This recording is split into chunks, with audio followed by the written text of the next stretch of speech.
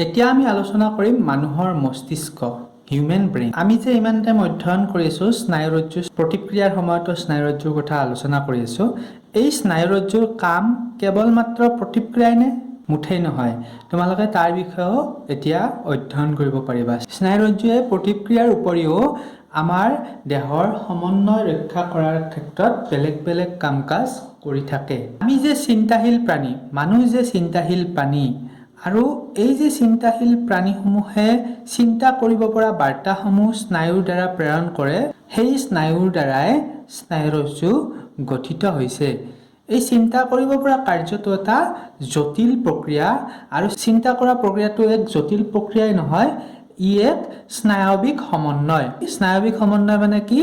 যে চিন্তা কৰা কাৰ্যটো, তুমি যে চিন্তা কৰিব পাৰা, সেই চিন্তা কৰিব পৰা কাৰ্যটোৰ জৰিয়তে তোমাৰ স্নায়ুসমূহে তোমাৰ দেহৰ সমন্বয় ৰক্ষা কৰি থাকে। এই চিন্তা কৰিব পৰা ক্ষমতাটো নাইবা আমাৰ স্নায়ৱিক সমন্বয়সমূহ হওক, এইবিলাক ক্ৰিয়া আমাৰ দেহৰ মুখ্য সমন্বয় কেন্দ্ৰ মস্তিষ্কত কেন্দ্ৰীভূত হৈ থাকে। আমাৰ মস্তিষ্কৰ জৰিয়তে আমি চিন্তা চৰ্চা কৰিব পাৰো, আৰু এই মস্তিষ্কৰ জৰিয়তে আমাৰ স্নায়ৱিক সমন্বয়সমূহ অটুট থাকে। অকণমান পিছত আমি এই মস্তিষ্কৰ বিষয়েও সবিশেষ অধ্যয়ন কৰিম। তোমালোকে মই লিখি যোৱাৰ লগে লগে এইখিনি বস্তু লিখি ৰাখিবা। আমাৰ মানৱ স্নায়ুতন্ত্ৰ কেন্দ্ৰীয় স্নায়ুতন্ত্ৰ আৰু প্ৰান্তীয় স্নায়ুতন্ত্ৰ নামেৰে দুটা তন্ত্ৰত বিভক্ত হৈ আছে। মই প্ৰতিক্ৰিয়া বুজাওঁতে তোমালোকক তিনিটা তন্ত্ৰ বুলি উল্লেখ কৰিছিলো, কিন্তু তোমালোকৰ পাঠ্যপুথি অনুযায়ী মই বুজাব যত্ন কৰিছো। গতিকে তোমালোকে মানৱ স্নায়ুতন্ত্ৰটো দুটা ভাগত বিভক্ত বুলি অধ্যয়ন কৰিবা। এতিয়া আমি সবিশেষ কেন্দ্ৰীয় স্নায়ুতন্ত্ৰ আৰু প্ৰান্তীয় স্নায়ুতন্ত্ৰৰ বিষয়ে অধ্যয়ন কৰিম। চোৱা, ইয়াত উল্লেখ কৰিছে যে মস্তিষ্ক আৰু স্নায়ুৰজ্জু লগ লাগি কেন্দ্ৰীয় স্নায়ুতন্ত্ৰ গঠিত হৈছে। তোমালোকে মই এখন চাৰ্ট দিছো, সেইমতে তোমালোকে আগবাঢ়িবা। এই যে কেন্দ্ৰীয় স্নায়ুতন্ত্ৰ তোমালোকৰ মস্তিষ্ক আৰু স্নায়ুৰজ্জুৰ দ্বাৰা এই মস্তিষ্ক আৰু স্নায়ুৰজ্জু লগ হৈ গঠন হৈছে। এই যে মই ৰঙাকৈ হাইলাইট কৰি দিছো, এই হাইলাইট কৰা মস্তিষ্ক আৰু স্নায়ুৰজ্জু লগ হৈ কি হৈছে? কেন্দ্ৰীয় স্নায়ুতন্ত্ৰ গঠন হৈছে। এই কেন্দ্ৰীয় স্নায়ুতন্ত্ৰটোৱে কি কৰে? তোমালোকে চোৱা, ইয়াত দেহৰ সকলো অংশৰ পৰা বাৰ্তা গ্ৰহণ কৰি একত্ৰিত কৰি ৰাখে। এই কেন্দ্ৰীয় স্নায়ুতন্ত্ৰটোৱে দেহৰ সকলো অংশৰ পৰা বাৰ্তা গ্ৰহণ কৰি আমাৰ বাৰ্তাসমূহক একত্ৰিত কৰি ৰাখে। এতিয়া তোমালোকক কেইটামান ঐচ্ছিক কাৰ্যৰ কথা কিতাপত উল্লেখ কৰিছে। ঐচ্ছিক কাৰ্য কি? যিবিলাক কাৰ্য তোমালোকে নিজে ইচ্ছা অনুযায়ী কৰিব পাৰা। যেনেকৈ তোমালোকে লিখি থকা, নাইবা কেতিয়াবা কথা পাতি থকা, চকীখন ঘূৰাই লোৱা, সভাৰ শেষত হাত চাপৰি মৰা ইত্যাদি তোমালোকৰ ঐচ্ছিক কাৰ্য। আমাৰ এইমাত্ৰ কেন্দ্ৰীয় স্নায়ুতন্ত্ৰৰ এটা অংশ পাইছিলো যে মস্তিষ্ক, আৰু আন এটা অংশ পাইছিলো স্নায়ুৰজ্জু। এই কেন্দ্ৰীয় স্নায়ুতন্ত্ৰৰ এটা ভাগ মস্তিষ্কৰ পৰাই পেশীলৈ আমাৰ বাৰ্তাসমূহ প্ৰেৰণ হৈ থাকে। স্নায়ুতন্ত্ৰৰ লগত পেশীৰ যোগাযোগৰ ই এটা দ্বিতীয় পৰ্যায়ৰ পথ। মানুহৰ স্নায়ুতন্ত্ৰৰ কথা অধ্যয়ন কৰোঁতে আমি কি পাইছিলো? কেন্দ্ৰীয় স্নায়ুতন্ত্ৰ পাইছিলো আৰু প্ৰান্তীয় স্নায়ুতন্ত্ৰ পাইছিলো। এতিয়া প্ৰান্তীয় স্নায়ুতন্ত্ৰৰ কথা আমি অধ্যয়ন কৰিম। কেন্দ্ৰীয় স্নায়ুতন্ত্ৰ আৰু দেহৰ বিভিন্ন অংশৰ লগত সংযোগ স্থাপনৰ কাৰণে অন্য প্ৰকাৰৰ এক স্নায়ুতন্ত্ৰ গঠিত হৈ আছে, আৰু যাক আমি প্ৰান্তীয় স্নায়ুতন্ত্ৰ বা পেৰিফেৰেল নাৰ্ভাছ চিষ্টেম বুলি কওঁ। এই প্ৰান্তীয় স্নায়ুতন্ত্ৰ কি হয়? এই মস্তিষ্কৰ পৰা ওলোৱা কিছুমান স্নায়ু পাম, আৰু স্নায়ুৰজ্জুৰ পৰাও কিছুমান স্নায়ু আমি অসংখ্য স্নায়ু পাম। এইখিনি কথা তোমালোকে এতিয়া মন নকৰিবা, এইখিনি কথা অলপ পিছত বুজাই আছো। মস্তিষ্কৰ পৰা ওলোৱা কৰতীয় বা ক্ৰেনিয়েল স্নায়ু, ইয়াৰ পৰা কি ওলায়? কৰতীয় স্নায়ু, বা যাক আমি কওঁ ক্ৰেনিয়েল স্নায়ু, কৰতীয় স্নায়ু ওলায়। আৰু এই স্নায়ুৰজ্জুৰ পৰা উৎপত্তি হোৱা এনেকৈ অসংখ্য স্নায়ু উৎপত্তি হয়। সেইসমূহক লৈ এই কৰতীয় স্নায়ু আৰু এই অসংখ্য যি স্নায়ু উৎপত্তি হৈছিল, সেইবিলাক লগ হৈ আমাৰ পেৰিফেৰেল নাৰ্ভাছ চিষ্টেমটো গঠন হয়, মানে প্ৰান্তীয় স্নায়ুতন্ত্ৰটো গঠন হয়। তোমালোকে কনফিউজ নহবা যে যদিও এই কৰতীয় স্নায়ু মস্তিষ্কৰ পৰা ওলাইছে, বা এই অসংখ্য স্নায়ুসমূহ স্নায়ুৰজ্জুৰ পৰা ওলায় বুলি উল্লেখ আছে, এই স্নায়ুৰজ্জু আৰু মস্তিষ্ক মূলতঃ কেন্দ্ৰীয় স্নায়ুতন্ত্ৰৰ অংশ। গতিকে কেন্দ্ৰীয় স্নায়ুতন্ত্ৰৰ পৰাই কৰতীয় স্নায়ু আৰু এই অসংখ্য স্নায়ুসমূহ স্নায়ুৰজ্জুৰ পৰা ওলায়, আৰু যিবিলাকে কেন্দ্ৰীয় স্নায়ুতন্ত্ৰৰ পৰা ওলোৱাৰ পিছতো কিন্তু পিছৰ অৱস্থাত প্ৰান্তীয় স্নায়ুতন্ত্ৰত আমি অধ্যয়ন কৰোঁ। এনেকৈ মস্তিষ্কৰ পৰা ওলোৱা কৰতীয় স্নায়ু নাইবা স্নায়ুৰজ্জুৰ পৰা ওলোৱা স্পাইনেল কৰ্ডৰ পৰা ওলোৱা অসংখ্য স্নায়ুৱে আমাৰ প্ৰান্তীয় স্নায়ুতন্ত্ৰ গঠন কৰে। কেন্দ্ৰীয় স্নায়ুতন্ত্ৰৰ এটা মূল অংশ হ'ল মস্তিষ্ক। এই মস্তিষ্কৰ পৰা আমাৰ দেহৰ বিভিন্ন বাহ্যিক আৰু আভ্যন্তৰীণ কাৰ্যৰ সমন্বয় ৰক্ষা হৈ থাকে। এই যে মস্তিষ্কৰ বিভিন্ন অংশৰ দ্বাৰা আমাৰ দেহৰ বাহ্যিক আৰু আভ্যন্তৰীণ কাৰ্যসমূহৰ সমন্বয় ৰক্ষা হৈ থাকে, সেই সমন্বয় ৰক্ষাটো এটা অতি জটিল প্ৰক্ৰিয়া। এই জটিল প্ৰক্ৰিয়া সম্পৰ্কে তোমালোকে উচ্চ শ্ৰেণীত ভালকৈ পঢ়িবলৈ পাবা। কিন্তু তাৰ পূৰ্বে তোমালোকৰ কাৰণে এটা ইম্পৰ্টেণ্ট কথা আছে যে মস্তিষ্কৰ আমি অংশসমূহ জানিব লাগিব। এই মস্তিষ্কৰ অংশসমূহ কি কি তাৰ বিষয়ে আমি অধ্যয়ন কৰোঁ আহা। মস্তিষ্কটোৰ তিনিটা মূল অংশ আছে। এটা হ'ল প্ৰমস্তিষ্ক, এটা মধ্য মস্তিষ্ক আৰু এটা পশ্চাৎ মস্তিষ্ক। প্ৰমস্তিষ্ক, মধ্য মস্তিষ্ক আৰু পশ্চাৎ মস্তিষ্ক। আমি এতিয়া এইকেইটাৰ বিষয়ে এটা এটাকৈ অধ্যয়ন কৰিম। এই যে প্ৰমস্তিষ্কটো পাইছা, এই প্ৰমস্তিষ্কটো মস্তিষ্কৰ এটা অংশ আৰু ই কেন্দ্ৰীয় স্নায়ুতন্ত্ৰৰ এটা অংশ। কেন্দ্ৰীয় স্নায়ুতন্ত্ৰ কাৰ অংশ? গোটেই মানৱ স্নায়ুতন্ত্ৰৰে অংশ। মানৱ স্নায়ুতন্ত্ৰটোৰ দুটা ভাগ কি আছিলে? কেন্দ্ৰীয় স্নায়ুতন্ত্ৰ আৰু প্ৰান্তীয় স্নায়ুতন্ত্ৰ। আমি প্ৰথমতে এতিয়া প্ৰমস্তিষ্কৰ কথা অধ্যয়ন কৰোঁ। প্ৰমস্তিষ্কই মস্তিষ্কৰ মুখ্য চিন্তা ভাৱনাৰ অংগ। আমাৰ ইয়াৰ কাম কি? মুখ্য চিন্তা ভাৱনাসমূহ প্ৰমস্তিষ্কই নিয়ন্ত্ৰণ কৰি থাকে। মুখ্য আমাৰ চিন্তা ভাৱনাৰ কাৰণে মূল অংগটো হৈছে প্ৰমস্তিষ্ক। আৰু ইয়াৰ অংশই বিভিন্ন সংগ্ৰাহী ইন্দ্ৰিয়ৰ পৰা অহা সংবেদী স্নায়ু প্ৰেৰণা গ্ৰহণ কৰে। যেনে তুমি হাতখনত গৰম পানীত হাতটো এনেকৈ দি দিছা, এই হাতত তোমাৰ গৰম পানীৰ পৰা যিটো সংবেদন আহিব গৰম পানীৰ পৰা, সেই সংবেদনটো কোনে গ্ৰহণ কৰিব? সংগ্ৰাহী ইন্দ্ৰিয়ৰ পৰা অহা সংবেদনসমূহ স্নায়ু প্ৰেৰণা হিচাপে এই প্ৰমস্তিষ্কই গ্ৰহণ কৰে। ইয়াৰ উপৰি বিভিন্ন স্থান যেনে শ্ৰৱণ, ঘ্ৰাণ, দৃষ্টি আদিৰ কাৰণে যিবিলাক সংবেদন আমি লাভ কৰোঁ, যেনেকৈ তোমালোকে এই মুহূৰ্তত এই ভিডিঅ'টো চাই আছা, তোমালোকে চাই থকাটো এটা দৃষ্টি। সেই দৃষ্টিৰ কাৰণে এটা তোমাৰ মস্তিষ্কত এটা এলেকা আছে আৰু সেই এলেকাটো ক'ত অৱস্থিত? প্ৰমস্তিষ্কত। ঘ্ৰাণটো কি? যে তোমালোকে এটা ধূপৰ গোন্ধ পাইছা ধুনীয়াকৈ, নাক এটা সংগ্ৰাহী ইন্দ্ৰিয়। গতিকে সেই সংগ্ৰাহী ইন্দ্ৰিয়ৰ পৰা স্নায়ু প্ৰেৰণা গৈ সেই গোন্ধটো তোমাৰ প্ৰমস্তিষ্কলৈ গতি কৰিব আৰু প্ৰমস্তিষ্কৰ এটা নিৰ্দিষ্ট ঘ্ৰাণৰ কাৰণে অংগ থাকিব আৰু সেই অংগটোৱে গোন্ধটো লোৱাত তোমাক সহায় কৰিব। ঠিক তেনেকৈ শ্ৰৱণৰ ক্ষেত্ৰতো একেই। বিভিন্ন ইন্দ্ৰিয়ৰ পৰা অহা বিভিন্ন ইন্দ্ৰিয় কি? বিভিন্ন সংবেদী ইন্দ্ৰিয় কি কি আছে আমাৰ? ঘ্ৰাণৰ কাৰণে তোমাৰ এটা ইন্দ্ৰিয় আছে, শ্ৰৱণৰ কাৰণে কাণ আছে, স্বাদ লোৱাৰ কাৰণে কি আছে? জিভা এটা ইন্দ্ৰিয় আছে। সেই ইন্দ্ৰিয়বিলাকত কি থাকে? সংবেদন ল'ব পৰা কিছুমান গ্ৰাহক থাকে, যেনে ৰিচেপ্টৰ বুলি অলপ আগতে আমি উল্লেখ কৰিছিলোঁ। সেই বিভিন্ন সংবেদী ইন্দ্ৰিয়ৰ পৰা অহা স্নায়ু প্ৰেৰণাসমূহ, যেনে কি স্নায়ু প্ৰেৰণা আহিব? যে তোমাৰ জিভাত এটা ভাল খাদ্য পৰিছে সোৱাদযুক্ত, সেই সোৱাদটো আহিব, সেইটো এটা স্নায়ু প্ৰেৰণা। আৰু এই মস্তিষ্কত ইতিমধ্যে সঞ্চিত হৈ থকা বাৰ্তাসমূহ বিশ্লেষণ কৰাৰ কাৰণে মস্তিষ্কত কিছুমান নিৰ্দিষ্ট স্থান থাকে। যেনে তুমি সোৱাদ পাইছা, তুমি কিবা এটা বস্তু খালা, গতিকে সেই স্নায়ু প্ৰেৰণাৰ জৰিয়তে সেই খাদ্যটোৰ সোৱাদ তোমাৰ মূৰলৈকে যাব। আৰু তাত ইতিমধ্যে কিছুমান স্নায়ু প্ৰেৰণা মস্তিষ্কত গোট খাই আছিল। সেই পূৰ্বৰে সঞ্চিত হৈ থকা কিছুমান বাৰ্তা আৰু এইমাত্ৰ যোৱা তোমাৰ খাদ্যৰ সোৱাদৰ যিটো স্নায়ু প্ৰেৰণা, সেই স্নায়ু প্ৰেৰণাসমূহ একেলগে বিশ্লেষণ কৰাৰ কাৰণে মস্তিষ্কত কিছুমান স্থান থাকে। এই সকলোবিলাকৰ ওপৰত ভিত্তি কৰি বাৰ্তাসমূহৰ বিপৰীতে সিদ্ধান্ত গ্ৰহণ কৰিব পাৰি আৰু তাৰ প্ৰেৰণা ঐচ্ছিক পেশীৰ দ্বাৰা আমাৰ দেহৰ নিৰ্দিষ্ট অংশ যেনে আমাৰ ভৰিৰ পেশীসমূহলৈ আজ্ঞাবাহী বাৰ্তা প্ৰেৰণ কৰে। ইয়াত এইটো কৈছে যে তুমি এটা বস্তু খাই আছা, তুমি ভাত খাই আছা, তো ভাত খাই থাকোঁতে যদি তোমাৰ ভৰিত মহে কামোৰে, তেতিয়া তুমি ভাতটো খাই থাকিবা নে হাতেৰে গৈ মহটো খেদি দিবা? তাৰ সিদ্ধান্তটো গ্ৰহণ কৰাত এই মস্তিষ্কৰ কিছুমান স্থানে সহায় কৰে। আৰু তেতিয়া কি হয়?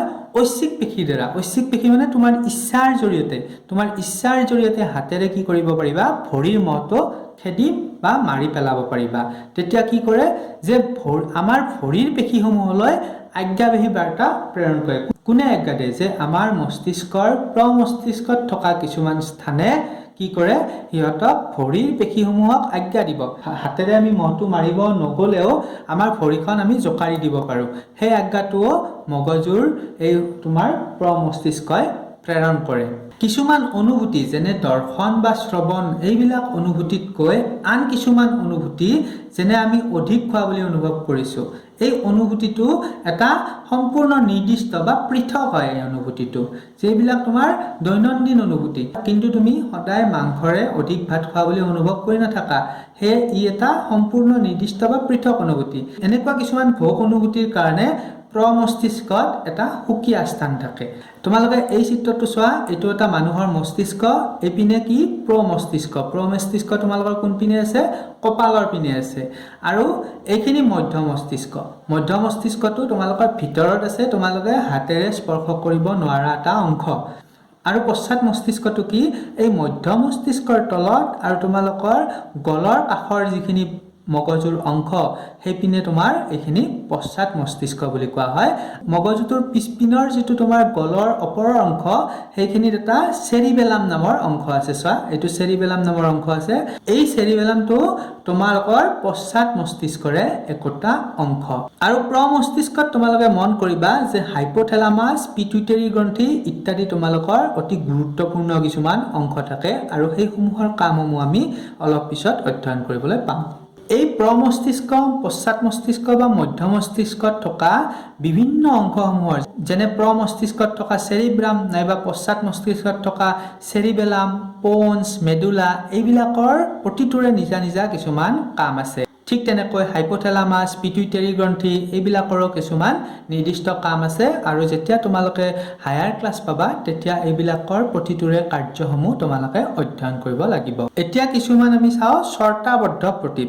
শৰ্তাবদ্ধ মানে কি শৰ্তত আবদ্ধ মানে কিছুমান প্ৰতিক্ৰিয়া যিবিলাক কিছুমান শৰ্তত আবদ্ধ যেনে ধৰা তুমি টেঙা খাই ভাল পোৱা তোমাৰ ওচৰত যদি ৰবাব টেঙা কোনোবাই কাটি আছে তেতিয়া তোমাৰ কি হ'ব মুখেৰে লালতি ওলাব সেই লালতিটো তোমাৰ এনে ওলোৱা নাই সেই লালতিটো ওলাইছে এটা শৰ্তত কি শৰ্তত যে তোমাৰ কাষত কোনোবাই ৰবাব টেঙা কাটিছে এইবিলাকক তোমাৰ শৰ্তাবদ্ধ প্ৰতিক্ৰিয়া বুলি কয় যে হৃদস্পন্দনৰ কথা তুমি নাভাবিলেও হৃদস্পন্দনটো হৈ আছে ই তোমাক জীয়াই থকাৰ কাৰণে বা তোমাৰ দেহত এটা সুচাৰুৰূপে দেহটো চলি থাকিবলৈ সহায় কৰিছে এইবিলাক আমি কিন্তু ইচ্ছা কৰিলেও নিয়ন্ত্ৰণ কৰিব নোৱাৰো যে তোমাৰ কাষত কোনোবাই ৰবাব টেঙা কাটিছে তোমাৰ লালতি ক্ষৰণ নকৰো বুলি তুমি ভাবি লৈছা কিন্তু তুমি তেনে কৰিব নোৱাৰা তুমি যদি টেঙা খাই খুবেই ভাল পোৱা তেতিয়া তুমি ইচ্ছা নকৰিলেও তোমাৰ লালতি ওলাই আহিব ঠিক তেনেকৈ তোমালোকে উশাহ লবলৈ নাইবা আহাৰৰ পাচন হোৱা প্ৰক্ৰিয়াটো যে তোমালোকে খাদ্য খাইছা এই খাদ্যটো সোনকালে হজম হ'ব লাগে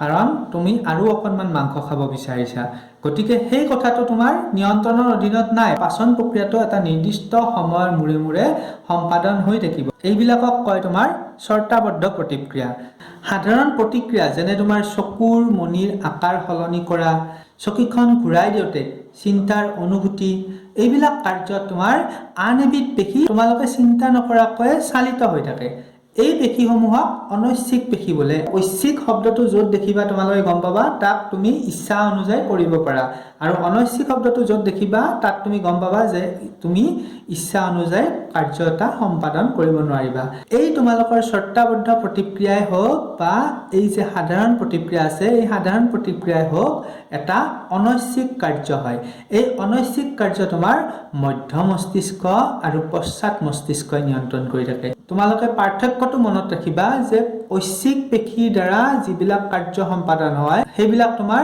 প্ৰমস্তিষ্কই নিয়ন্ত্ৰণ কৰি থাকে আৰু আমাৰ অনৈচ্ছিক পেশীৰ কাৰ্যসমূহ মধ্য মস্তিষ্ক আৰু পশ্চাৎ মস্তিষ্কই নিয়ন্ত্ৰণ কৰি থাকে এডাল বাহত খোজ কৰাৰ কথা তোমালোকে ভাবিছাচোন বা সাইকেল চলাতে যেতিয়া তোমালোকে প্ৰথম সাইকেল চলাব শিকিবা বা তোমালোকে পেন্সিলডাল ধৰাৰ কথা পেন্সিলডাল তোমালোকৰ হাতৰ পৰা ওলাই নপৰে সাইকেল চলাতে তোমালোক হৰি নপৰা বা যেতিয়া বাহ এডালত সাৰ্কাছ আদিত তোমালোকে কোনোবাই খোজ কাঢ়া দেখা পোৱা ইহঁতে হৰি নপৰে কিয় হৰি নপৰে বা তুমি সাইকেলৰ পৰা কিয় হৰি নপৰা বা মই এই মুহূৰ্তত কলমটো ধৰি আছো এনেকৈ কলমটো ধৰি আছো কলমটো মোৰ কিয় এনেকৈ ওলাই পৰা নাই এইবিলাক কথাৰ কাৰণে কি হয় আমাৰ শৰীৰৰ ভংগিমা আৰু সমতা এই সমতাসমূহ আমাৰ মস্তিষ্কৰ এটা অংশই নিয়ন্ত্ৰণ কৰি থাকে তাক কয় সেৰিবেলাম তোমালোকে মন কৰিবা এই সেৰিবেলাম আৰু সেৰিব্ৰাম দুটা বেলেগ বেলেগ শব্দ সেৰিব্ৰাম প্ৰমস্তিষ্কৰ অংশ আৰু সেৰিবেলাম পশ্চাৎ মস্তিষ্কৰ অংশ সেৰিবেলামৰ কাম কি শৰীৰৰ ভংগিমা আৰু সমতা ইহঁতে নিয়ন্ত্ৰণ কৰি ৰাখিব পাৰে পশ্চাৎ মস্তিষ্ক থকা চেৰিবেলামে শৰীৰৰ ভংগিমা আৰু সমতা নিয়ন্ত্ৰণ কৰি থাকে তোমালোকে মন কৰিবা যে ঐচ্ছিক পেশীৰ কাম-কাজসমূহ নিয়ন্ত্ৰণ কৰে আমাৰ প্ৰমস্তিষ্কই আৰু যিবিলাক অনৈচ্ছিক পেশীৰ বা অনৈচ্ছিক কাৰ্য আমাৰ নিয়ন্ত্ৰণ হয় মূলত মধ্য মস্তিষ্ক বা পশ্চাৎ মস্তিষ্ক মধ্য মস্তিষ্ক বা পশ্চাৎ মস্তিষ্ক কিন্তু ইন্টাৰেষ্টিংলি এটা কথা চাবা যে চেৰিবেলামে নিয়ন্ত্ৰণ কৰা এই কাৰ্যসমূহ আমাৰ সদায় ঐচ্ছিক ক্ষেত্ৰৰ লগত জড়িত যেনে তুমি বাহ এডালৰ ওপৰত খোজ কাঢ়িব লৈছা আৰু খোজ কাঢ়ি তুমি নিজৰ সমতা ৰক্ষা কৰিবলৈ যত্ন কৰিছা হেয়া তোমাৰ ইচ্ছাৰ সপক্ষৰ কাম তুমি ইচ্ছা অনুযায়ী কৰিছা গতিকে হেয়া চেৰিবেলামে তোমাৰ সমতা ৰক্ষা কৰা কাৰ্যটো এটা ঐচ্ছিক কাৰ্য বুলি বিবেচনা কৰা হয় তোমালোকে মন কৰিবা যে অলপ আগতে এই চাৰ্টখন তোমালোকক মই আঁকি দিছিলো এই চাৰ্টখন প্ৰথমতে তোমালোকে এটা স্ক্ৰিনশ্বট মাৰি হলেও তোমালোকৰ বহীত টুকি লোৱা কিয়নো এই চাৰ্টখনে মানৱ স্নায়ুতন্ত্ৰ বুজাত তোমালোকক যথেষ্ট সহায় কৰিব এতিয়া তোমালোকৰ পাঠ্যপুথিত নথকা মই প্ৰান্তীয় স্নায়ুতন্ত্ৰৰ কথা এটা ক'বলৈ বিচাৰিছো যে প্ৰান্তীয় স্নায়ুতন্ত্ৰৰ দুটা ভাগ থাকে এটা দৈহিক স্নায়ুতন্ত্ৰ আৰু এটা স্বয়ংক্ৰিয় স্নায়ুতন্ত্ৰ এই কথাটো মই তোমালোকৰ প্ৰতিক্ৰিয়াত আংশিকভাৱে উল্লেখ কৰিছিলোঁ আৰু কিছুমান গ্ৰন্থত এই স্বয়ংক্ৰিয় স্নায়ুতন্ত্ৰটোকো এটা তৃতীয় স্নায়ুতন্ত্ৰ হিচাপে উল্লেখ আছে কিন্তু তোমালোকে বৰ্তমান মানৱ স্নায়ুতন্ত্ৰৰ দুটা ভাগ বুলি জানিব লাগিব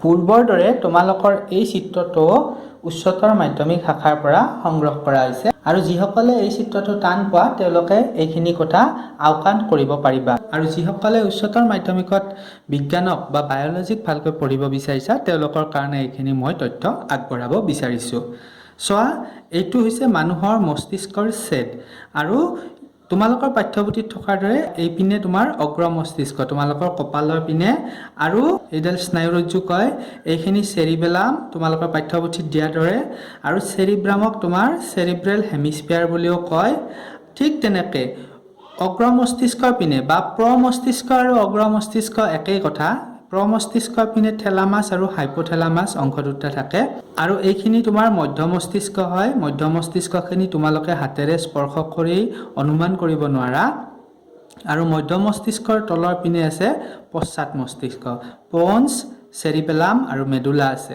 এটা ইম্পৰ্টেণ্ট ইনফৰমেশ্যন হ'ল এই কৰ্পাছ কেলোছাম প্ৰকৃততে কি যে আমাৰ অগ্ৰ মস্তিষ্ক বা প্ৰমস্তিষ্ক দুটা হেমিস্ফিয়াৰত বিভক্ত হেমিস্ফিয়াৰ মানে অৰ্ধগোলক সেই হেমিস্ফিয়াৰ দুটাক এটা সো হেমিস্ফিয়াৰ আৰু এটা বাও হেমিস্ফিয়াৰ সো হেমিস্ফিয়াৰ আৰু বাও হেমিস্ফিয়াৰক কৰ্পাছ কেলোছাম নামৰ এডাল স্নায়ু তন্তুগুচ্ছই সংলগ্ন কৰি থাকে আৰু এই কৰ্পাছ কেলোছামৰ ওপৰত মেডিকেলৰ এন্ট্ৰেন্স এক্সামসমূহত প্ৰশ্ন তোমালোকে পূৰ্বৰ প্ৰশ্ন চালে দেখিবলৈ পাবা সেয়েহে হায়াৰ ক্লাছত ইয়াৰ ইম্পৰ্টেঞ্চ থকা কাৰণে মই তোমালোকক এইখিনি কথা ইয়াত সংযোজন কৰি থলোঁ HSLC তোমালোকৰ 2016 আৰু 19 দুইটা বৰ্ষতে একেটা প্ৰশ্নকে আহিছিল যে মস্তিষ্কৰ যি অংশই দেহৰ সমতা আৰু ভংগিমা নিয়ন্ত্ৰণৰ বাবে দায়ী সেই অংশ হ'ল এতিয়া তোমালোকে নিশ্চয় উত্তৰটো কৰিব পাৰিবা চেৰিবেলাম মেডুলা পন্স চেৰিব্ৰাম কনফিউজ কৰিবলৈ তোমালোকক চেৰিবেলাম আৰু চেৰিব্ৰাম দুইটা শব্দ দিছে কিন্তু তোমালোকে এতিয়া নিশ্চয় জানা যে চেৰিবেলাম আমাৰ পশ্চাৎ মস্তিষ্কৰ অংশ আৰু চেৰিব্ৰাম আমাৰ অগ্ৰ মস্তিষ্ক বা প্ৰমস্তিষ্কৰ অংশ গতিকে পশ্চাৎ মস্তিষ্কত থকা চেৰিবেলামে আমাৰ দেহৰ সমতা আৰু ভংগিমা নিয়ন্ত্ৰণৰ বাবে দায়ী আন এটা প্ৰশ্ন তোমালোকৰ 2020ত আহি গৈছে সেই প্ৰশ্নটো চোৱা মানুহৰ মস্তিষ্কৰ অংশসমূহৰ নাম লিখা আৰু চেৰিবেলামৰ দ্বাৰা নিয়ন্ত্ৰিত ক্ৰিয়াকলাপসমূহ ব্যক্ত কৰা এই বিষয়ে আমি সবিশেষ কিছু সময় পূৰ্বতে আলোচনা কৰিছোঁ এই বিষয়ে সবিশেষ আমি কিছু সময় আগতে আলোচনা কৰিছোঁ তোমালোকৰ পাঠ্যপুথিতে এইখিনিৰ উত্তৰ বিচাৰি পাবা গতিকে এই প্ৰশ্নটোৰ উত্তৰ তোমালোকে নিশ্চয় শুদ্ধভাৱে কৰিব পাৰিবা